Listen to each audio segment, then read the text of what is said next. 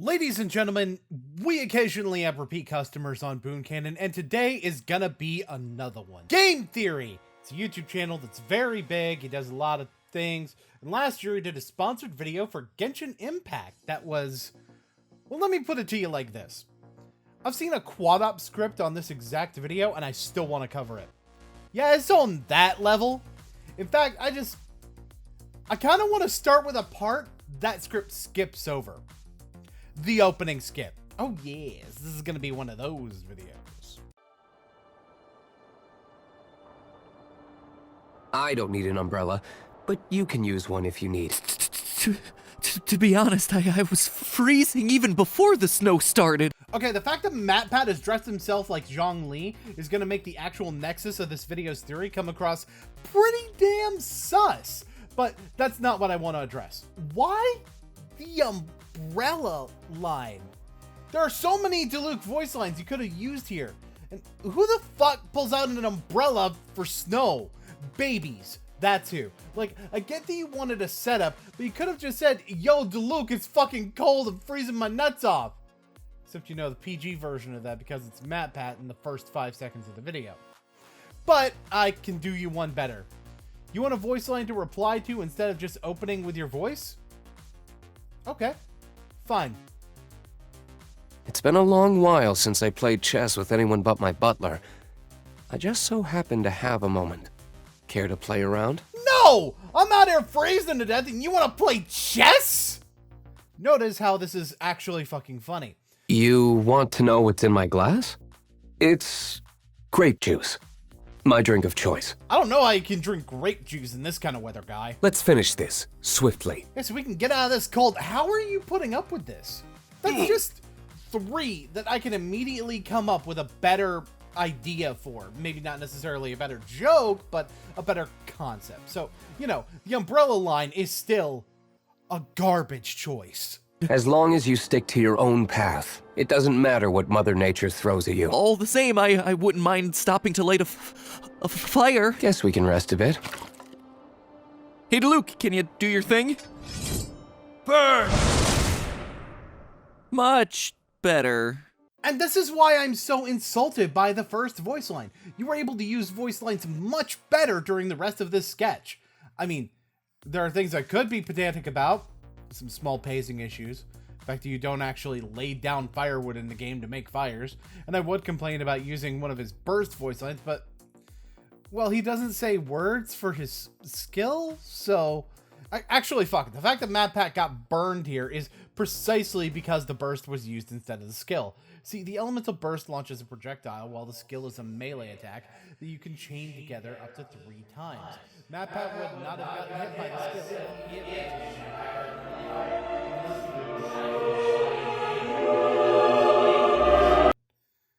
I know some people would argue that he is, but that's not the point I'm making here.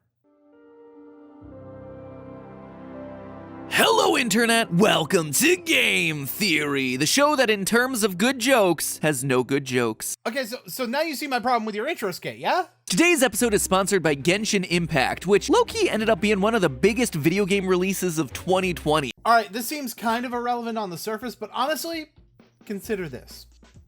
If this video is sponsored by Genshin Impact, you would think the analysis of the lore would be on point, yeah? You want to give people an accurate presentation of what the game's about, right? Brace yourselves. It's a free open-world action game available on PC, PlayStation 4 and 5, and mobile. Wait, you can play this game for free? The fuck have I been doing then? Basically everywhere you would want to play it. Alright, that's kind of insulting for the people who've been waiting for the Switch version for the past 8 months as of your video, and even longer as of mine. And unlike a static by-the-numbers adventure, Genshin Impact is set in a living, breathing, changing world with new content being added all the time. In fact, a new update just dropped not long ago which added characters like the fiery Yanfei and the cold-as-ice Eula. But what was perhaps most exciting about this update wasn't the new things that it added, but rather the old things that it brought back. Specifically, the return of everyone's favorite god of contracts, Zhongli. Now, I get it. With a name like God of Contracts, you might think that this guy is some sort of glorified paper pusher, but nothing could be further from the truth. Not only is he a sharp dresser, an expert fighter, and a total shipper's dream, but as you'll come to see by the end of today's theory, I also believe Zhongli is bringing about an era of ruin to this game's world. It's my belief that he's set in motion a series of events that'll send society into a technological dark age. Okay, so remember when I said the fact that MatPat made himself Zhongli was going to make the whole thing look bad on his part? So, this person you're presenting as secretly evil also represents you. Good. Top notch. We're not even on why, and you already made yourself look bad. Cool like gelato. You heard that right. This guy, this supposed hero of the game, I don't like seafood. Mr. I don't like seafood himself, is setting up a catastrophe that the characters in the game are gonna have to struggle against in the near future. First of all, he called out his own bad shit he's done in the past. Have you played his story quests? I don't think you have. Him murdering a god that wanted nothing to do with the Archon War, that totally wasn't a thing he did. There's something else that explains his actions in, you know, the very patch you released this to promote, but don't worry, I'll talk about that later. Second of all, is he a hero because he's a playable character? Because Tartaglia would like to have a word with you on that front. Like, I'm sorry, especially in the case of event 5-star characters, there's plenty of them that have moral failings, and as I'll get into later, this is especially prevalent with the Archons. Third of all, this. Or heck, maybe even in a later update. It's at this point that the game's developers wanted me to make sure that I say that while this is indeed a sponsored video, all the conclusions I'm about to share are mine and mine alone, and that this is pure hypothesis, game hypothesis, based on in-game dialogue and real-world evidence. So they know you're full of shit, yes? Now, in case you're new to the world of Genshin Impact, let me quickly bring you up to speed. The game is set in the world of Teyvat. Oh, for fuck's sake. Tevat! Not Teyvat! This is how you really know that MatPat never actually played the game and is just going off some Google pronunciation guide, which, by the way, makes this poor marketing! Your spokesperson is revealing he doesn't use the product. Come on! Also, Teyvat is a continent, not the entire world, technically. Come correct with your fucking lore. I mean, I know they call it the world of Teyvat, but, like, Conria is also part of the world, but it's not part of... Look, it's a little bit complicated, so I get it, but still. Come on, man. Which is divided into 7 regions. Each region is ruled by a local god or archon, corresponding to one of the game's 7 different elements: Geo, Hydro, Pyro, Electro, Cryo, Dendro, and Animo. By the way, those last 2 are Greek to you. Well, that's because they literally are Greek. Animo means wind, and Dendro means tree. They're all Greek. Why single out Animo and Dendro? What, because people are less likely to already know them? Why point out those are Greek and ignore the fact that all the elements are Greek? This is kind of misleading for someone who wouldn't already know that Pyro, Cryo, Hydro, and Geo are Greek. I mean, sure, I guess most people would, but still. Even when you add something interesting, you somehow manage to leave shit out and make it a little bit misleading, or at the very least, not as thorough as it should be. Part of the franchise that is confirmed to be yeah, good job on that one. I haven't heard that one before. Overrides the canon of something that is a direct part of the story. Zhongli, our main focus for today, is the human form of the Geo God, responsible for protecting the second region of the game, Liyue. Now, Liyue is super important. It's the largest business and commerce hub in this entire world. This place is more capitalist than Elon Musk shilling for Dogecoin, to the point where the closest thing that they have to a ruling government is a council of 7 influential merchants and business leaders. That's not the closest thing, it just is their government. It's a plutocracy, except unlike in the real world, it actually fucking works. This is an actual system of government, my dude. What the hell are you going on about with the closest thing? Liyue is practically synonymous with prosperity and wealth. Those bags you put on screen just now, that's an item that lets you quickly consume food.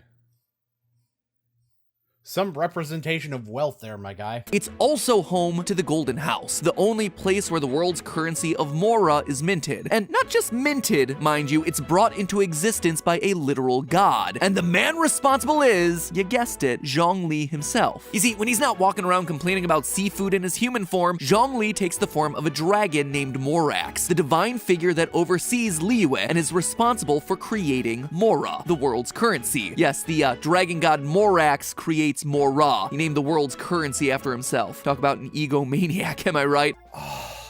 You were so close to going 30 seconds without saying something stupid. I mean, I guess technically you did.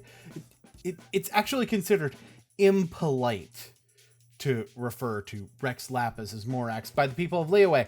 That's the reason he's called Rex Lapis during the vast majority of the game. That being said, how do you know he's the one who gave it the name? And people name stuff after themselves all the time in the real world. Doesn't make them egotistical. Yeah, Luke Garrick, total egomaniac. Go fuck yourself. Again, when you're an angry divine dragon, I guess you do you. Anyway, according to the in-game description, Mora is, quote, common currency, the one language that everybody speaks. And in the world of Teyvat, that does seem to be the case. All 7 regions use Mora as their money. Merchants everywhere around the world accept Mora in payment regardless of what region they're in. So you know that there's a graphic for bags of Mora, but you still used the MRE earlier? I'm going to shit!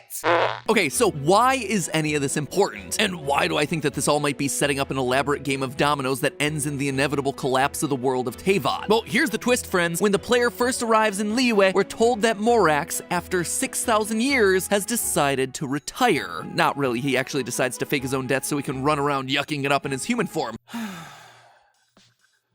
So, this is, unsurprisingly, misleading to the point of borderline being outright wrong. So, for one, the first thing that happens in Liyue is the Rite of Dissension where Rex Lapis fakes his death. We don't actually know that this is fake, and we actually begin the chapter as one of the primary suspects. So, no, we don't immediately find out he faked his own death. And if you had just stopped at the first half of that statement, then this would be just mildly misleading. So here's the thing that really kicks you in the nads. Zhongli doesn't do this just to yuck it up in human form. It's the contract to end all contracts. And yes, the point for Zhongli is to retire his Archon status. But the whole reason the deal was done in the way that it was to ensure that Liyue could continue to protect itself without the intervention of Rex Lapis. It's the whole reason that the plan involved awakening Osail and the Fatui in the first place. If not for that, Zhongli could have just given his Gnosis to someone else. Oh, and if Liyue actually did need his help with Osail, contract would have been null and void. He would have kept his Gnosis. If your main point was that this literal god that was presented as a father figure to a nation was really more childish, would have been fine. Would have been alright. I might have complained, but it's just a reinterpretation of what's already there. But the fact that you use this one-off joke in order to drag Zhongli through the mud in a way that doesn't even work for what his character was doing? Kinda disgraceful. But whether real or not, the implication of his quote-unquote death are huge. Not only does it send everyone in Liyue into a panic over the fact that their guardian god is now supposedly dead, but it also throws the world's currency into chaos. Because remember, Morax is responsible for creating all of the Mora. Without him, there is no more, period. The supply has reached its upper limit. And this isn't just a case of me overthinking the game's events. Genshin Impact actually comments directly on it. Zhongli, now that you don't have your Gnosis, what's going to happen to all the Mora in Teyvat? Since Morax is dead, are they all just gonna disappear? Also, isn't the Golden House the only mint in the entire continent? Will it even continue to work? The Mora present now will not vanish. But the Golden House will indeed have to cease operations for a lengthy period of time, since creating Mora requires the use of the Geo-Archon's power. This is terrible! We're all about to run out of Mora! The world is coming to an end! So, not even gonna mention him outright stating that it's something for the Qixing to debate? As in, trusting the people he just put in charge to solve the problem? As we go more into your theory, I'm going to explain other reasons why this theory is problematic. But let's start with one. How long is some time exactly? And how much of this currency is currently in circulation? In theory, the answer is proving to be, I don't know, and a lot, considering how much Mora we can see in the Golden House when we fight Tartaglia there. Oh, don't worry though, if you're not satisfied with that answer, I got more of them on the back burner.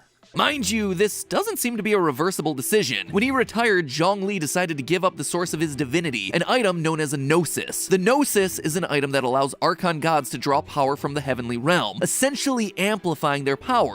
Alright, so there's an issue with the Gnosis thing as well. Namely, it's not as important as you think it is, at least not the way it seems to be in the game. Now, first of all, we have the fact that Raiden is so powerful that it takes the power of 100 visions and the Traveler in order to beat her, even without her Gnosis, but you didn't know that at the time. There's another easy argument. Khaenri'ah didn't necessarily use Mora as a land that had no Archon of its own, and it considered a land unseen by the gods. I'll address more about Khaenri'ah later, by the way, especially when we get really far in this video, trust me, but that's just on the use of Mora front. Oh, I can prove Archons can function without their Gnosis with information that was in the game pre-Inazuma as well. Venti. Now, I know what you're thinking. He has a vision now! From Venti's character story entry about his vision. The 7 Archons don't need visions, for they already have great power. Yet Barbados was fond of the mortal world and wanted to roam Mondstadt more freely as Venti. As such, he constructed a glass ornament very much like the visions worn by those chosen by the gods. The imitation has no special abilities, nor does Venti rely on it to channel elemental power. In other words, his vision is fake. He doesn't need the vision, nor does he in fact need his Gnosis. In fact, pay attention to the wording of Zhongli's statement. He didn't say that the Gnosis was necessary, he said the Geo-Archon's power was necessary. This could very well be because of how powerful one has to be in order to create Mora, and even if we assume that having a Gnosis is the key to making all of the Mora, the Sarita has it now, so why can't she make her own mint? The Gnosis aspect alone has huge holes in it, but guess what? I'm not even fucking done yet. Now, this entire scene is kind of played for laughs. After all, it's become a running joke at this point that Zhongli is naive when it comes to business. Apparently, despite spending a lifetime literally creating Mora, he never got the memo that you actually need to carry it around to pay for stuff. He said it was half price, not that we could leave without paying. Oh, right. I'm sorry. I must have forgotten to do that too. And it's not until after retiring from life as the god Morax that he realizes that, might have been a good idea to take advantage of that money-making ability and put some aside for himself for a rainy day. It's a shame that I didn't think of it at the time. Who knew that the god of contracts would have such bad money sense? Which actually makes sense. He was used to being able to create Mora whenever he wanted, and thus when he no longer is able to do so, isn't used to the idea of actually carrying Mora with him. I mean, you're not really wrong here, but worth pointing out that the character flaw is more than just bad with money. But in this scene, Paimon, your travel companion and emergency food source, is absolutely right. This is no laughing matter. Zhongli even acknowledges this. Yes, this is indeed a major issue from a financial standpoint. I already pointed out how you cut that clip before he would say that it's for the Qixing to decide what to do. Don't fucking tempt me. So what exactly are the financial implications for Teyvat now that its universal currency is no longer being minted? Well, what this one little joking dialogue opens up is a catastrophic end to all the advanced civilizations of the world. Oh yeah, this goes way further than just being an issue of dollars and cents. In the real world, if a government just stopped issuing new currency, the most immediate result would be deflation. Not necessarily. I mean, on the surface, it sounds like it would. But let's use real-world evidence here. See, if we use the US as an example, most money that gets added to the economy is actually recirculation of already printed money. Remember what I said about the Golden House being full of Mora? That's why. So the effects wouldn't even be felt initially and would be marginal at best. It really depends on how long some time is. Not that it's likely to matter at all based on the data I've collected, but of course there's differences here that will get addressed later. Fucking bullshit, fucking bullshit. One of the most famous examples of a deflationary economy is the Great Depression during the 1930s, which suffered the most extreme forms of all the things we just talked about. Reduced trade, falling profits, lower wages, higher unemployment. It was not a pretty picture. So is that the fate that awaits the world of Teyvat now that there's no new Mora being printed? No. See, the Great Depressions, like most real-world economic depressions, was caused by an incredibly high economy bursting. The Great Recession in 2008 was the same way. It was an industry's bubble bursting. Same with the COVID recession, really, when you actually look at the real reasons for it. And hell, Leeway's production is slowed down by this point in the game, considering the closure of the chasm. No, my friends, it is actually much worse. Because the truth is that Mora isn't actually like the real-world currencies that we're used to. And the differences make the situation that much more catastrophic. So, all the rest of that was filler then? Alright, good to know. Fuck my life. See, the things that come to mind when we usually think about money, US dollars, British pounds, Japanese yen, etc., are examples of what's known in economic terms as fiat currency. When you think about it, a dollar doesn't really have any intrinsic value. It's useful because you can use it to buy stuff, but say you were trapped in the middle of a desert with nobody to buy from, all the money in the world wouldn't mean a thing to you. And you just pointed out part of the problem with your theory from the off. Okay, so remember how I kept saying that Zhongli outright stated that it was for the Qixing to come up with a solution? Yeah, a fiat currency is a solution. Most real-world currencies are weighed against the US dollar to estimate their value. So if you have the most powerful trade region in all of Teyvat coming up with a fiat currency, it stands to reason that most people will likely be cool with using it. It's not guaranteed, mind you, but it's a likely solution to the problem. But please, continue with your explanation of the thing that solves your problem. Fucking bullshit, fucking bullshit. But the truth about Mora is that it's not a fiat currency like dollars or euros, it's an actual commodity, like crude oil or steel or salt. Going back to the game's flavor text descriptions, a loading screen tip tells us that, quote, Mora is a catalyst of sorts, in that it's a medium for physical transformation. That is why so many things can only be accomplished through the use of Mora. In other words, Mora can actually be used to do things. For example, anytime you sit down at the alchemy crafting table, you want to combine your 3 firm arrowheads to create 1 sharp arrowhead? Well, that'll require 25 Mora. That's not a rental fee that you're paying for the use of the crafting table. You can use the crafting table at Obito's research post in Dragonspine long after he's abandoned it, but you'll still need to spend your Mora because the Mora is actually being consumed during the alchemical process. Okay, funny you should mention Albedo here. Yeah, Albedo happens to be capable of an older form of alchemy known as Chemia, taught to him by Reindottir, otherwise known as gold. So here's the thing about Chemia. At no point do we see any evidence that the Chemian process requires Mora. This is part of the reason that I say that Conria's existence pokes major holes in your theory. Oh, and since you want to talk about interfaces of the game that can be done when no one's around, there's also one that makes Mora. Most of the inventory screens have a little delete button in the bottom corner, and you can go through and get rid of lower rarity items that you don't want. In the case of weapons and artifacts in particular, you get something back for doing it. But I want to specifically touch on what you get for deleting artifacts this way. Can you fucking guess what it is, MatPat? It's Mora. Yep, that's right.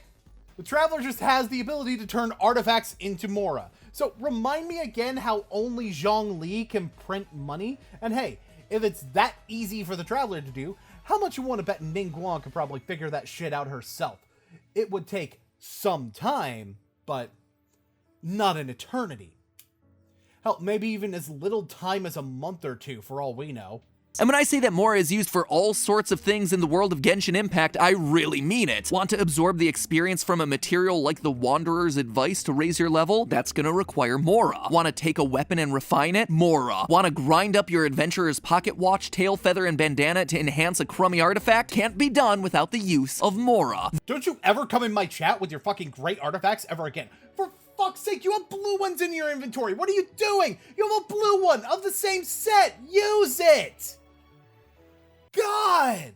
There's something special about Mora that allows it to function as a catalyst, and apparently the only way to make it is with some sort of divine spark. In that sense, Mora isn't actually a fiat currency. It has inherent value that makes it become a unit of exchange. This is also something that we've seen happen in the real world. Throughout most of human history, people didn't have a big centralized government that could create their own money systems, so they instead relied on commodities. Back in ancient times, Egypt, along with many other civilizations around the Mediterranean, would use salt as the medium of exchange. In fact, the word salary literally comes from the fact that soldiers in the Roman army sometimes received their payment in salt. A soldier's monthly allowance of salt was called a salarium. Yeah, you know, all of that is true, but you know what happened?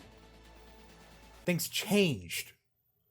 Over time, the idea of using fiat currencies was more viable than trading commodities. And on top of that, why not just use a different commodity as a fucking currency? Salt's in the game. It can also be a currency. Anyway, this system was able to take off because in the desert, you lose a lot of salt through sweating, and thus everyone needed salt. And because everyone could make use of it, salt naturally became a universal medium of exchange. Even after governments sprang up and started printing currencies, commodities were still sometimes used as a standard of value. For instance, in the 16th and 17th century, European fur traders came to North America and started using beaver pelts as a standard of value. One new pair of shoes is going to cost you 12 pelts. This became essential for trading between Europeans and indigenous Americans because, let's face it, why would the North Americans care about some flimsy paper with a king's face on it? It meant nothing to them. Beaver pelts. Now that is what I'm talking about. And the entire reason that Mora is valuable is because of alchemy and blacksmithing. Other professions don't use it. You notice how you don't have to spend Mora in order to cook? That's pretty important to consider. Food is more important than alchemy, you know? Hell, artifacts themselves could wind up becoming a form of currency. Oh, and sure, Mora doesn't get replaced as part of the process for doing shit, sure. But you know what using something else as a currency does? Stem the bleeding from a temporary lack of increase in the supply, which helps alleviate the problem. That's part of the reason fiat currencies were created in the first place, you dingus. Mora is the Teyvat equivalent of salt or beaver pelt. Lots of people require it for their profession. That's good news for the people of Liyue because it means that everyone in the world wants the Mora that comes out of the Golden House. But it also means that when Morax stops producing more and the Golden House shuts down, all that Mora is slowly being used up, bit by bit with every potion that's made, every weapon that gets enhanced. Mora is a finite resource. Eventually, all of those activities that require Mora are gonna grind to a halt. And that's the real problem with Morax deciding to retire and stop making new Mora. Okay, so, here's the big one. Zhongli isn't the first Archon to retire. Yeah, this is something that you should know by the update you're on in this video, but the title of Archon has been passed on to someone else a number of times before with other Archons. And one of them was the God of Eternity. So what the fuck does that tell you? And let's not pretend this is post-Demon Inazuma knowledge either. Zhongli outright states that the current Electro Archon isn't the original, and that he and Venti are the only original Archons left. We don't really know much about the process of replacing an Archon, but the point to be made here is that it can be done, and it has been done. Yeah, this is kind of typical, ain't it?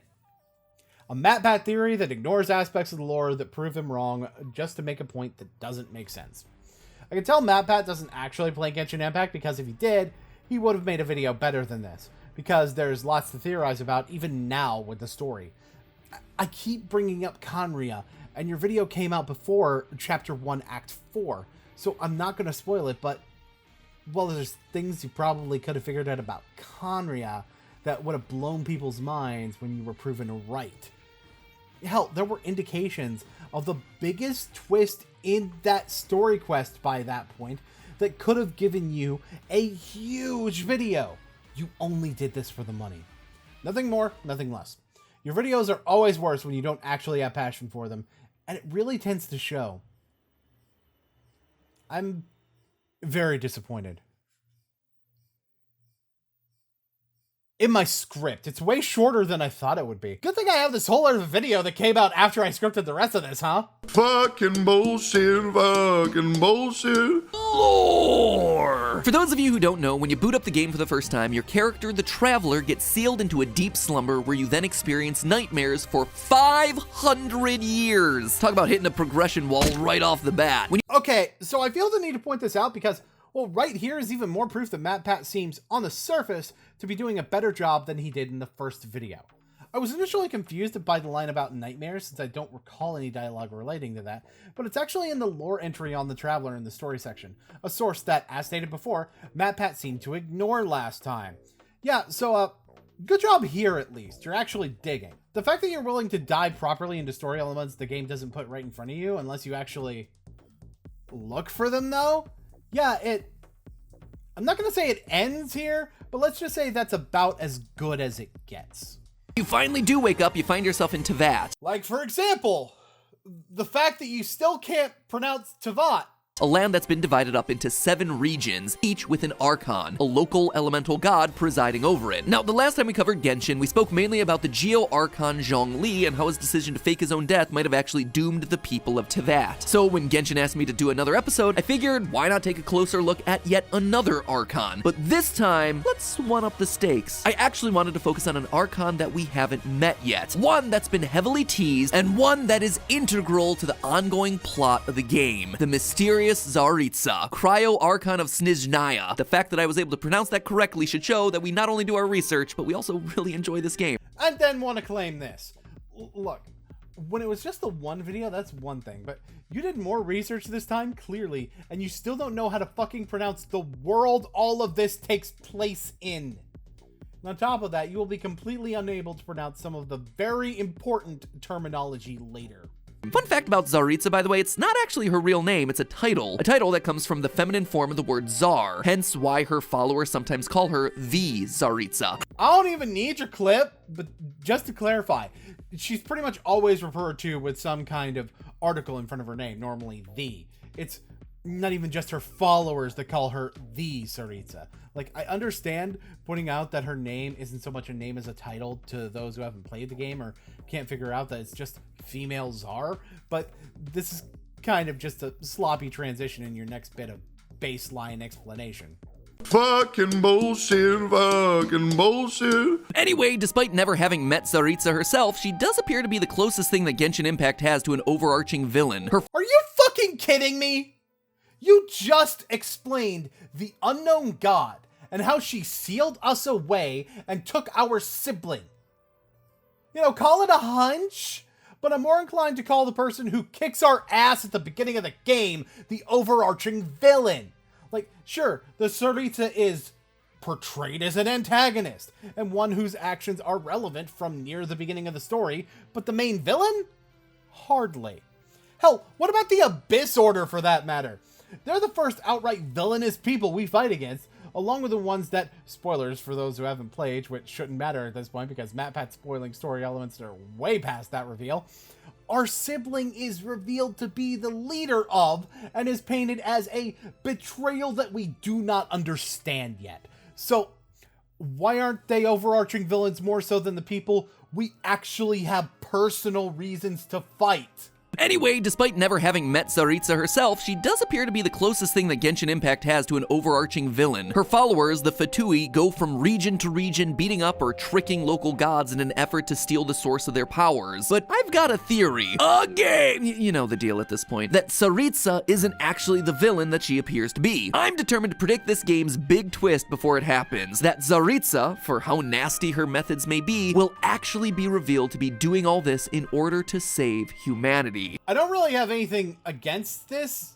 Yeah, it's a very game theory thing to talk about person who is presented as villain is actually good guy.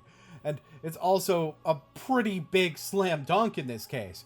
After all, it's pretty easy to assume that Tsaritsa is going to be one of the major antagonists near the end of the game, even if calling her the overarching villain is a stretch at best, when the update you're shilling for has us thwarting an Abyss Order plot that's an extension of the story from when the region it's associated with first came out. But yeah, major antagonist vibes, which makes perfect sense being revealed as not being the case. It should be really easy, but a couple of things. For one, keep the Abyss Order in mind, because MatPat cherry-picks calling Tsaritsa the false main antagonist so hard that he literally omits them from existence in a way that feels...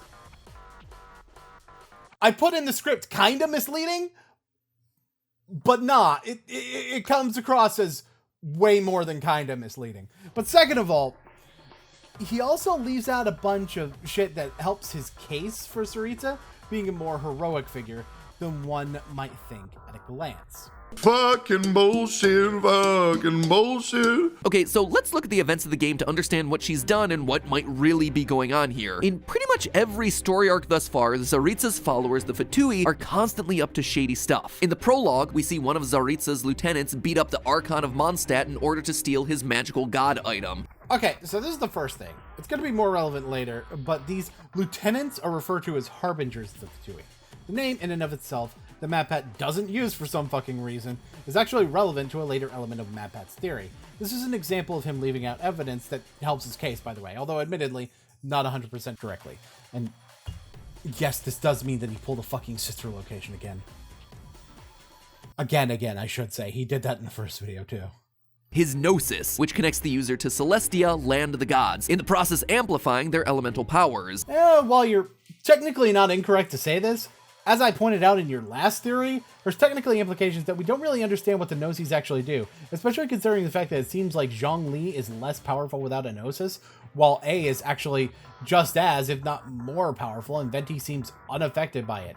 There's lots of it's convenient to blame the Gnosis that goes on in some cases, but like I said, the only thing we really know for sure is that direct relation to Celestia with Gnosis. Each of the 7 Archons has one Gnosis. Really? You just not even gonna put Kusanali here for the Dendro Archon's name? Okay, so I can think of like one reason you would do that. That's because you don't think that Lesser Lord Kusanali is actually the Dendro Archon. Something that can hold some weight considering the fact that Yae Miko doesn't actually say that Kusanali is the Dendro Archon, just that she's who people are currently worshipping. So if you honestly think that, then that's a way more intriguing and insightful theory to go into than what you're doing here. Why play it so safe when you don't even get the benefit of being something people who haven't played the game can latch onto, like with the Zhongli theory? And for that matter, I know you read the comics, you put Murata right there. Why the fuck ain't you using the comics? Fucking bullshit, fucking bullshit. In the very next arc, we have our second major encounter with the Fatui, with another of Tsaritsa's lieutenants trying to steal the Gnosis off the corpse of yet another Archon. So you've been planning to take the Gnosis from inside the Exuvia all along? It's my duty to see the will of the Tsaritsa. You of all fucking people? Your previous video was about Zhongli. You know what Zhongli looks like. How? Bro, what the fuck? I mean, it's probably your editor's fault, granted, but wow, this is huge. Holy shit. Fucking bullshit, fucking bullshit. Fine, keep your secrets. I'm gonna be over here freaking out because Tsaritsa now has 3 Gnosises. Gnosises. Gnosisi? Gnosi? I like Gnosi. Gnosis. It's Gnosis. The fact that you can't look up the plural form of a Greek word for knowledge is ironic on several different levels. Anyway, that now means that she possesses earth, wind, and ice. Ice powers, not earth, wind, and fire. Though I do wish that she would join a disco band at some point. And how do you know she didn't? I mean, shit, fam, she used to be the god of love. You don't fucking know. Anyway, in the next arc, we travel to Inazuma, where word on the street is that the local Archon, the Raiden Shogun, has been oppressing her people. At first, it seems like it's gonna be a story all about the region's internal politics, but nope, turns out the Fatui were behind this one as well, sowing discord and seizing control over the region for themselves. Yeah, no they weren't. While they were involved in a few different places, the core of the conflict was, in fact, Inazuma's internal politics. In fact, the only way the Fatui were really involved was handing out delusions to the resistance and telling the Tenryou Commission to keep the war going. The only thing they wanted to do was continue the conflict because it was beneficial to them for Inazuma to be in conflict. They had nothing to do with starting it, and in fact, getting rid of the Fatui being involved had no factor in ending it, considering the entire crux was the Vision Hunt degree. I think this is at least close to the truth, but acting like the Fatui weren't going to be involved when their goals do not make sense if they don't go to every single nation to some extent is fucking cap. Like, they don't even take control of anything. Vision Hunt decree is confirmed to be Raiden Shogun's idea. What the fuck? Of course, we confront Zaritsa's lieutenant, she denies it, we fight her, she loses, she dies. Alright, so this is technically correct, but something I want you to keep in mind going forward. Her denial takes the form of her initially saying that the Traveler was here to expose her crimes. Like it's sort of, well, denial solely because of the fact that the Traveler can't prove it right there and then. Which means it's possible that she only did it as a defense against the Shogun's wrath. And also possible that, really, she didn't know about it. Which, like I said, I'll get into that later. So, yay? Not quite. Did you say gnosis? As in, the little thing that looks something like a chess piece? I handed that over. You had one job, Yai. These Archons just need better staff. Alright, so next relevant thing I should point out, you find out about Yai handing over the Gnosis before you go to the Raiden Shogun. Quite a bit before, actually. Like, this is even before you find out about the Fatui manipulating the Tenryo Commission's leader, so that raises the question. Why is La Signora even there if the Fatui already have what they wanted? I know the answer. But I'm guessing Matt skipped Labyrinth Warriors. Once again, we're one step behind, and just like that, Zaritsa and the Fatui are in control of 4 of the 7 Gnosis. Geo, Cryo, Animo, and Electro. Oh boy. The Zaritsa doesn't have the Electro-Gnosis. So, Yai did, in fact, turn over the Electro-Gnosis to a Fatui Harbinger, and we'll get into why in a bit when it's relevant. But that Harbinger was not La Signora. It was Scaramouche, otherwise known as the Balladeer. And this right here is where that Labyrinth Warriors bit from the last interjection comes into play. Yeah, so Labyrinth Warriors was an event from a few updates ago where you're going through this dungeon with a little paper samurai dude. But you also get joined by a couple other characters. Jinyan, who everyone hates, and everyone's favorite Fatui Harbinger, Zhongli. And by that I mean Tartaglia. No, I'm not letting that go. So, at the end of the event, we get the reason why La Signora might not be aware of the Gnosis being collected.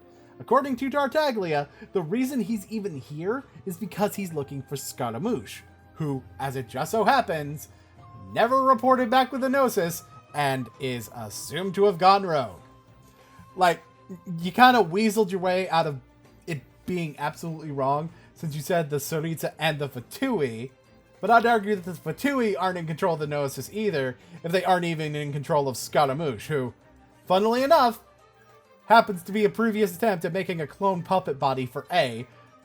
This story gets weird. Don't worry about it. Point being that it's not the Zaritsa having the Gnosis. It's actually way fucking worse than that. Give her a bit more time and she's gonna be able to summon Captain Planet by herself. So Zaritsa is making some pretty great progress bedazzling her Infinity Gauntlet of God Gems. Already, that paints her as a bit of a villain. But why is she doing this? What is her true goal here? Does she just want a bunch of power? Well, in the story trailer, we actually learned her reasoning for collecting all the Gnosis. Her followers hope only to be on her side when the day of her rebellion against the divine comes at last. Rebelling against the divine? Well, yeah, tearing down the heavens is usually not something that the good guys want. She is clearly the big bad of the game, right? Yeah, funny you should bring up the story trailer, because that's relevant to several things you say that are misleading as well, including you calling her an overarching antagonist. So, for one, near the end of the trailer, we have this. Step forth if you have understood the meaning of your journey. Defeat me, command me to step aside. Show me that you are worthier than I to rescue her. Now this tells us a couple of things. For one, the voice of the narrator is Dainsleif, who I'll get to where they show him in this trailer in a minute, but that indicates that Dainsleif serves as kind of a deuteragonist of sorts for the game. Now, the more important thing here is the rescue her part. Notice how Aether is the only sibling in the Field of Flowers. The beginning of the trailer showed both Aether and Lumine in the same field, thus telling us visually who her is. And the one we know having done something to Lumine? The unknown god, who refers to herself as the sustainer of heavenly principles. Does that sound like someone rebelling against divine to you? Granted, you bring up the sustainer of heavenly principles later, but considering you're already using the trailer, why overcomplicate things like how you do there, instead of pointing out the direct correlation of heavenly principles being a concept that is antagonistic towards us? And you know the kicker to that? You want to know what the last chapter they show is? Some say a few are chosen and the rest are dregs. But I say we humans have our humanity. We will defy this world with a power from beyond. So, for one, that's Dainsleif. You can tell even without having played Chapter 1, Act 4, because it's the first time the narrator speaks in the first person. But, yeah, about that section about a chapter taking place in Conria, that's shown after the Snezhnaya chapter, which means there's just about no way the Tsaritsa is our main antagonist, like you implied. In addition, if we look at the characters from chapters we've already had, what do we see? The main pattern, other than all of them becoming playable pretty much as soon as the area becomes available, is that all of them are major protagonists, and not Archons. So it would stand to reason that the characters presented alongside them from Snezhnaya, we can presume are the Tsaritsa and some guards, although we really don't know for sure, and that could just be Piero, are likely to also be good guys. And remember what I said about the lieutenants being called harbingers, as in a messenger relaying a future event? Like, I don't know, a whole ass rebellion against Celestia, maybe? It's almost like that points to future plans the Tsaritsa has. So, something you probably should be willing to say, but aren't. Weird. Right? Well, think back to how she obtained 2 of the Gnosis. Both Zhongli and Yae Miko gave them up willingly. It was a negotiation, not a battle or trickery. For both these Archon to just give up their godly power, it feels like there's gotta be good reason there. Okay, so the first and most blatantly obvious thing, Yae Miko's not an Archon. You fucking know this. You point out in a moment how A already severed ties with Celestia and gave up her Gnosis a long time ago. But like, sure, Yae Miko's still the one who gave the Gnosis to the Fatui. Alright, let's talk about that whole no battle or trickery part. First of all, the entire point of the contract to end all contracts was to enact a battle that proved to Zhongli that Liyue could take care of itself without them. The battle was the crux of the contract, and the entire point was to deceive the entire fucking country, not to mention tricking her own fucking ally in the process. So, now to Inazuma. I'm gonna ignore the fact that the manipulation behind the scenes that you felt the need to point out already proves your point on the trickery department wrong, because I can do way better than that. There was a battle and trickery specifically involving Scaramouche. So, Matt, do you remember why Yae traded away the Gnosis? What she traded it for? Let me remind you of the last thing you see before that conversation where you find out about the trade. Scaramouche laughing at you as you fall unconscious. Yeah, you know, that's the definitions of no battle or fucking trickery right there. Let's turn this into a hostage negotiation instead.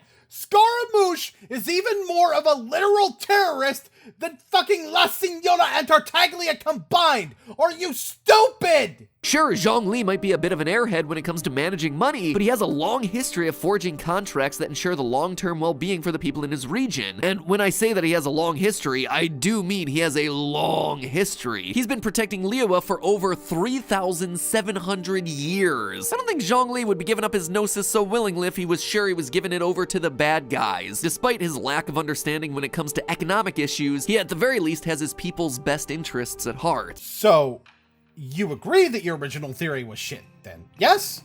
Especially when factoring in my complaints about him specifically saying that Qixing should handle the situation. He made this decision with the right intent in your eyes. He wouldn't make a decision like this if it were to the detriment of his people in the long term. Perhaps in the short term, it's fine, but in the long term. And that includes the part about surrendering his ability to make Mora. Fuck, he even outright states that he intentionally didn't make any during the events of the Liyue chapter because he needed to get used to not having an infinite supply. And yet, here you are everywhere else in the video clearly indicating that theory holds up. Bullshit. You done goofed. It's not Nessa Sans, but the fact that you refuse to own up to it, being dumb, makes it worse. So then, what about the Archon that Team Tsaritsa beat up? Why would Tsaritsa take that first Gnosis in such a violent fashion? Well, according to the story for the item Stainless Bloom, which is supposedly telling us the story of Signora, we get this quote: "We share the same goal, you, your Tsaritsa, and I. Cleanse the sources of distortion in this world, short-sighted, ignorant gods." Alright, so first of all, Stainless Bloom is a small portion of Signora's story, with the set as a whole about several of the Harbingers. I think it kind of focuses on Piero in a way. But, yeah, about you conveniently leaving the Abyss Order out of everything, why don't I finish that line for you? Cleanse the sources of distortion in this world. Short-sighted, ignorant gods, and the darkness and the corruption of the Abyss. I use that voice because presumably that line is being said by Piero. The goals of the Tsaritsa are explicitly stated to also be counter to the Abyss Order, the other group of major antagonists that I bring up. So there's more to you leaving out the Abyss Order than just wanting to paint the Fatui as the only antagonistic force. It's also a mechanism that hides just how obvious this theory is. It's, short-sighted, if you will. Tsaritsa believes that her path is righteous and for the betterment of all people. Venti, the protector of that first Gnosis, was exactly that. A short-sighted and ignorant god who had basically abandoned his people, leaving them to fend for themselves. He's the god of fucking freedom! Like, before you even talk about the absentee Archon thing, that's the fucking point. With freedom comes independence. He doesn't tell them what to do because they can handle themselves. And when something came along that they couldn't, guess what Venti was doing? Trying to do something about it. Now, you can argue that as a difference in perspective, but that doesn't really work when your theory is that the villain isn't the villain. A villain whose motives are hashtag relay table is still a fucking villain, dude. Fucking bullshit, fucking bullshit. As they say later, the Tsaritsa's dream is the noblest and purest thing in all the world. These other mundane details you insist on mentioning, they're just necessary sacrifices. But necessary to what? Overthrow Celestia? Take down the heavens? It doesn't sound like a very noble cause to me. But it doesn't have to be noble to you. It only has to be noble to La Signora. At this point, you start explaining why Celestia might be evil, and this is a bit obvious too, better explained elsewhere, but even discounting that, La Signora is not necessarily a reliable narrator for what is and is not noble. After all, the source of power for the Harbingers are called delusions. Oh, by the way, those are the things that the Fatui passed out to the Resistance that started killing them. R.I.P. Tepe. Fucking bullshit, fucking bullshit. Why would that be? Well, it's important to understand what exactly Celestia is. As I've already mentioned, it's kind of like heaven. It's located above the clouds. It's a place where those who've ascended to divine godhood can hang out, and we're told it's basically the physical creation of heavenly principles, or the divine. That sounds like it should be a realm associated with the good guys, but we've already had a run-in at the start of the game with the sustainer of heavenly principles, and let's just say that she wasn't acting all that good to us. Who are you? The sustainer of heavenly principles. The arrogation of mankind ends now. This is who's sustaining the heavenly principles that's responsible for the creation of Celestia. Remember that whole thing that I mentioned that happens at the start of the game? The whole sealed away into 500 years of slumber filled with nightmares thing? Yeah, this is who does it to us. Someone who seems to value judgment above and beyond anything else. So I'm not even willing to say that you're wrong here, but I do want to point out something about you speaking of her being focused on judgment. That actually kind of makes sense, even for someone on the side of good in this particular situation. See, one definition of sustain is to keep a thing from giving way. This particular definition is super important when we look at the context of the language the sustainer of heavenly principles uses with us. Listen, I'm not going to deny that mankind can be guilty of a little arrogation every now and then, but the way that she's saying it, it sounds like her answer to ending mankind's arrogation might just involve ending mankind in the first place. Also, what's arrogation mean? Is it being arrogant? To claim or seize without justification. Okay, so not really being arrogant. Also not to be confused with irrigation, which is watering land by artificial means. Yes, it is used in the context to refer to mankind taking things without earning them. Taking from the heavenly principles without reverence, perhaps. A sustainer being judgmental sounds about right in this context now, doesn't it? Also, maybe a little bit of a stretch, considering we only hear her say it to, like, 2 people, to say that she wants to wipe out everyone. But we'll get into the cataclysm in a moment. So mankind has seized things without justification, and Celestia ain't too happy about it, and might just be angry enough to start taking some extreme actions. Looking deeper into the lore, we learned that there was once a war called the Cataclysm of the Cairnria. The Cataclysm in Cairnria. Yep, where the gods and Celestia destroyed an entire nation because they went against the heavenly principles. So, first of all, doing your research and enjoying the game. Yeah, that's totally what that was. Second of all, funny thing about the Cataclysm of Cairnria, it's exactly why we're trying to leave Teyvat when the Sustainer of Heavenly Principles stops us. Like, 1-4 is real important to all this, given the fact that what we learn reveals to the travelers that they were at the Cataclysm, and the thing that happens before we meet the Sustainer of Heavenly Principles is us fleeing the Cataclysm. I would go back and look up the pronunciation of Cairnria, but that entire nation was destroyed, so what are they gonna do about it? Which comes across really bad if you read for 5 seconds and realize that Kaya, Albedo, Dainsleif, and technically both travelers are all from Cairnria. So, you know, they can do something about it, actually. To your face.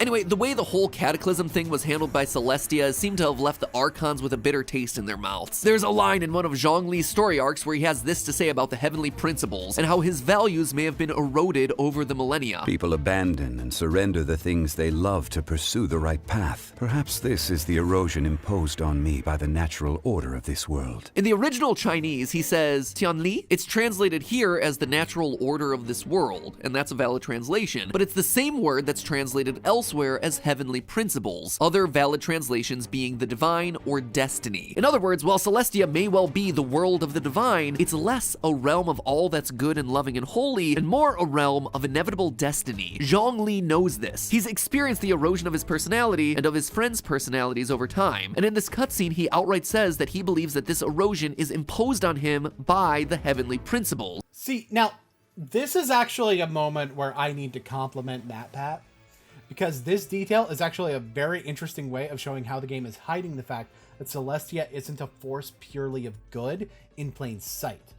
I have to give him props, and to be honest, this video could have followed along the philosophical underpinnings, including the major theme of the journey being more important than destination, that kind of underpins the motivations of those that are presented in an antagonistic light, and how they stand in our way simply because we have not earned the result we seek, preventing us from arrogating it, if you will. But nah.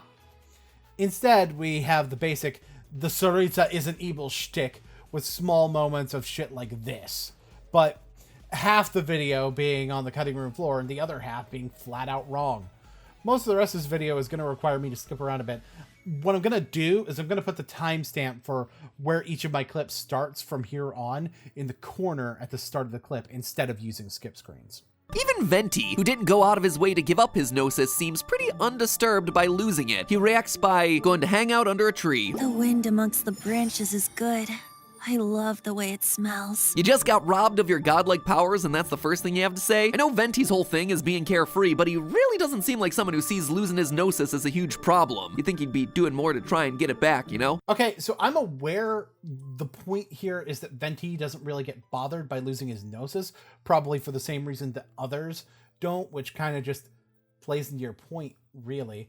But there's something about what you say about this that is kind of wrong, and actually can be interpreted as poking a hole in him being just not worried about his gnosis. Other than, of course, the fact that he still has godlike powers, as shown in the Golden Apple Archipelago event, and he already gave quite a bit of his power to Dvalin to basically take over for him. So, Venti just got his shit rocked? When we go to check up, Barber tells us that her healing didn't work on him, so he went to the one place that helps him. And that's why he hangs out under the tree. It is a place of healing for him, and where he can recover from his injuries. God, it's no wonder he's not rushing out to get his gnosis back, huh? Even if we were to operate under the assumption that he's weakened because of not having his gnosis, that means it's going to take longer for him to get back to full strength with his normal recovery method, doesn't it? And the one thing that Venti isn't is stupid. He's not going to rush into a fight just to get himself killed. That being said, this still feeds into the idea of Venti not caring as well, since he's taking his time before going into action, which could be seen as still the whole thing not taking as much of a priority, but I thought it was worth noting how up in the air this concept really was. Now, last time, I didn't really care that much about his end of video shilling. That's why I kind of didn't cover it. This time, though, the end of video shilling is arguably more problematic than a lot of the body of the video. I'm excited to see how I can fit the electrifying Yai Miko into my roster. I've been told that her playstyle is shockingly good. Okay, not the biggest problem, but most people hate the way Yai Miko plays. Like, okay, fine, whatever. At least say something specific about what you know about how the character plays. Because you've probably done the trial run by now at the very least. You know, because you play the game. Allegedly. Right. And if you use the code, oh, this is a big code. I'm going to read out, but I'm also going to put it down in the description so you can just copy and paste it, because I like that they didn't make this a real word. Oh, sorry, this is delightful to me. ZSPDKSC3V8V5 rolls off the tongue. You can get your hands on 60 of the game's premium currency Prima Gems. Clearly, they don't want to be giving away too much Mora after our last theory. Motherfucker, they give codes out for Mora with every fucking patch.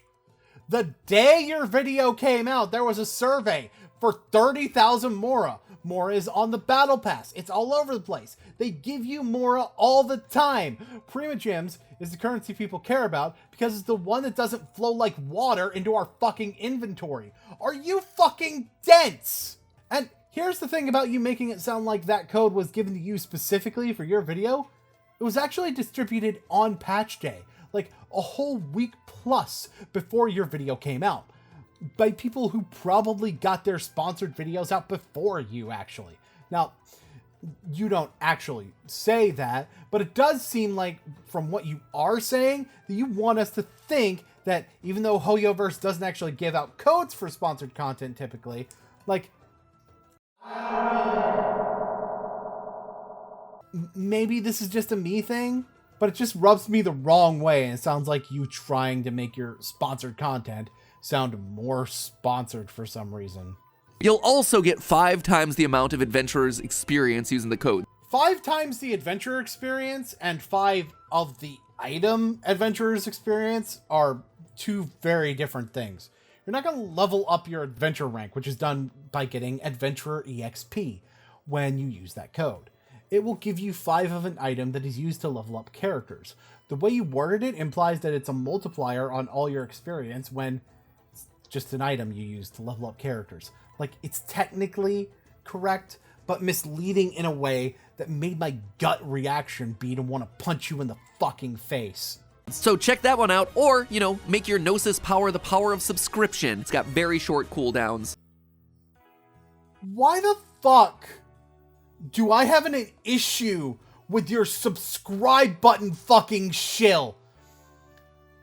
Okay, so for one, what the fuck is a Gnosis power? You mentioned cooldown, so I would assume that this is your elemental skill or burst, but Gnosis aren't required for those. Is this just a concept you made up that uses concepts from Genshin as a framework? Okay, so let's assume the latter for my sanity and talk about what the subscription power would actually do. Right, so it keeps you informed when someone uploads a video sometimes, except always when you hit the bell sometimes. Right. So wouldn't that be more of a passive ability? So cooldown wouldn't be relevant. Probably Constellation, I guess. I mean, you could justify calling a Gnosis power a Constellation if you want, I guess. But the whole thing just sounds weird. And more importantly, cooldown wouldn't really be involved. And how the fuck does it have a short cooldown, speaking of which? Is it because you don't have to pay money for it? Which means it's definitely not a Constellation, actually, by the way. I mean, have you seen how much money Tectone spends? Because you can do it with multiple channels? Is that why it's short cooldown? But you're just putting it on them and it's always on. Why the fuck would it have a cooldown in the first place then? A low cooldown implies that you can do it frequently, but you can only subscribe to a single target once ever, so the concept of a cooldown doesn't even make fucking sense. My god, there were so many ways to have a Genshin-themed please subscribe message, including the Archon of Subscription thing you used in the last video. In fact, fuck it. I'ma go in. Use your subscription notice to keep tabs on our latest videos. Become a harbinger of the Fatu theory by subscribing. Sustain the YouTube principles by subscribing. Subscribe or I'll blow up your house like Conria. And that's just being directly on theme with the video. Don't even get me started on all the other Genshin shit you could have used. Subscribe for more of these videos. Level up your subscription talent. Wish for more game theory by subscribing. No intertwined fates needed. Your journey is over, but there is now one last door. And it leads to a subscribe button. I'm putting a bounty on the subscribe button. Hit the subscribe button to get an energy recharge buff every time we have a new video. For fuck's sake, Bennett's Burst drops a giant fucking like button on the ground. How do you not use that? Look, that's the crux of the issue here. And I don't mean Beto's fleet. I know you've been saying it all video. Shut your face. The point is, you clearly did delve into the lore a little bit. You decided to be a little more detailed than last time and bring us something that more properly used what was in the game. But so much of what's around it is making you sound like it's not the most obvious thing when it is. And for what few good points you actually make, you make like 10 others that are so surface level that it may as well be Albedo has a vision, or so wrong that it may as well be Albedo is Sans. You don't actually care. You just wanted the money. If you were actually passionate, you'd probably have theories coming out about Genshin Impact all the time. You know, kind of like other channels that are making Genshin theories have. Like, it's clearly a bit more of a niche topic, I get that. So I'm not necessarily saying that you'd like be putting out a new theory every patch or some shit, but at the very least, it wouldn't take you a year and another sponsorship deal in order to make a second theory that was just the tip of the iceberg. Look, I don't actually have any advice for you here, because I feel like this video accomplished what you set out to accomplish with it. But I'm still very disappointed, but not in my script anymore, in you. Because it's not so much that you failed. It's more so that you didn't aspire to do anything to fail at. So anyway, subscriber will blow up your house like Connor.